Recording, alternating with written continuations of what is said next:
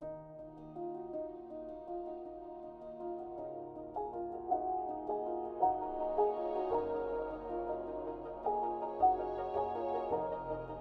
is a fifth dimension, beyond that which is known by ordinary readers. It is a dimension as vast as history and as complex as human error. It is the middle ground between paper and page, between intention and accident, and it lies between the pit of printers' anxiety and the summit of their ambition. This is the dimension of discovery. It is an area which we call the bibliographic zone.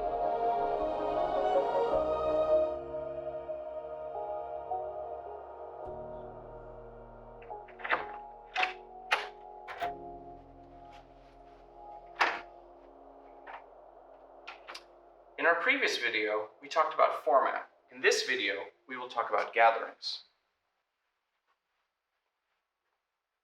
The next part of the formula describes the gatherings. It is called the collation, and it is also where the collational formula as a whole gets its name.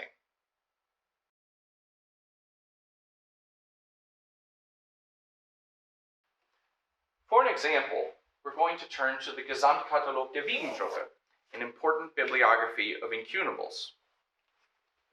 Its pages are full of all manner of equations. The heart of the collational formula is always the listing of the gatherings by signature. Remember, a gathering, which is sometimes also called a signature, is a set of sheets that have been folded and are bundled together for sewing, usually one inside the other. We typically refer to gatherings using their signature mark, so perhaps you have a guess what all these funky letters in the formula mean.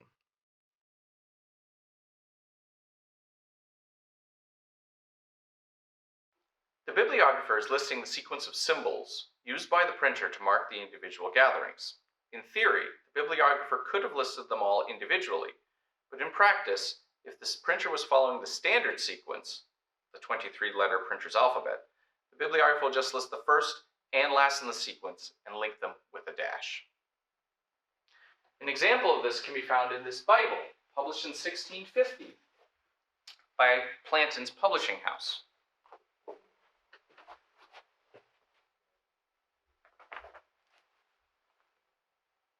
If the printer had to go through the alphabet multiple times, they would usually choose to use two letters the second time around, AA, BB, and so on. Most bibliographers will use numbers for that. This means that the printer signed 23 gatherings A through Z, then did 8 more gatherings as AA through HH, and then 4 more gatherings as AAA, BBB, CCC, and DDD. In other words, the next 4 collational formulas are all the same. You'd have to check the book yourself in order to see how the printer exactly signed their gatherings, but in terms of citations, it's safe to rely on the formula. Simple, right? But what are all these superscript numbers? Those numbers tell us how many leaves are in each gathering. It's usually the same for each gathering, but not always. Here we can see that gathering AA has 4 leaves in it, as do all the other gatherings. You might also see something like this. This means that we have 2 gatherings in 2s, AA and BB, then 6 gatherings in 4s, A through F, and 1 gathering in 2s, G, at the end. A general rule of thumb is that the preliminaries, title page, preface, table of contents, etc., are usually signed using lowercase letters or other symbols, whereas the later gatherings are signed using uppercase letters. But this will vary from printer to printer.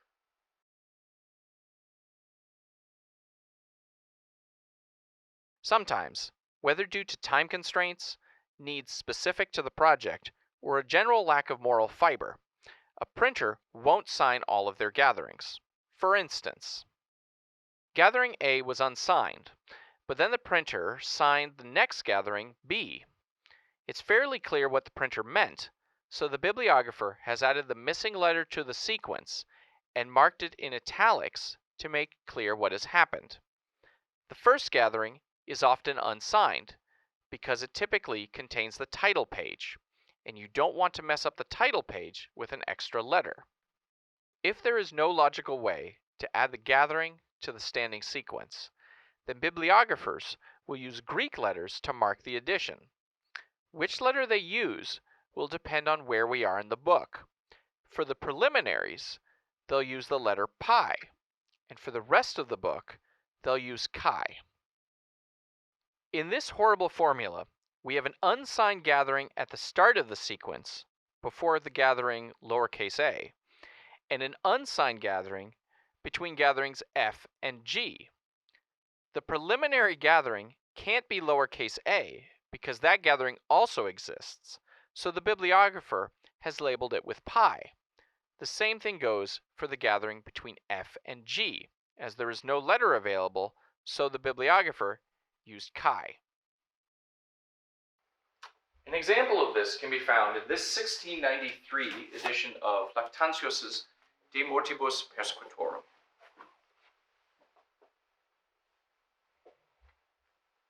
As you can see, gathering 2H of this book has 4 leaves, and then we're into a new gathering, which has been signed with an asterisk rather than a letter in the sequence. The asterisk gathering has 6 leaves rather than the 4 leaves of gathering 2H, or the 8 leaves more commonly used throughout the book.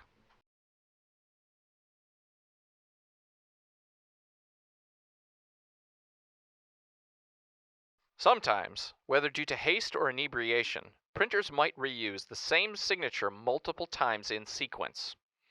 When that happens, the Greek letters pi and chi once again come to our rescue, but this time as a superscript before the repeated letter. Here, there are 2 gatherings signed lowercase a and 2 gatherings signed c.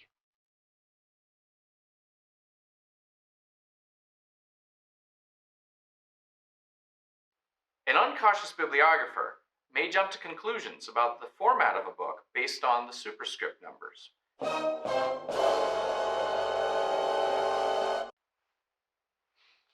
Don't do it! Remember, the number of leaves in a gathering, which is all that that superscript number means, is determined by the number of sheets used. Folios, in particular, may incorporate multiple sheets into a gathering. For the format, you should always check before the colon, rather than relying on the superscript. So let's recap. The information before the colon tells us what format the book has. The information after the colon tells us how many gatherings there are, what they've been signed as well as how many leaves each of them has. If something is in italics, that tells us that it wasn't signed, but that we can easily infer what it should have been signed as. Meanwhile, the Greek letters pi and chi indicate that something is disrupting our sequence in some way. In our next video, we'll talk about interpolations and cancels, which live within the dreaded parenthesis.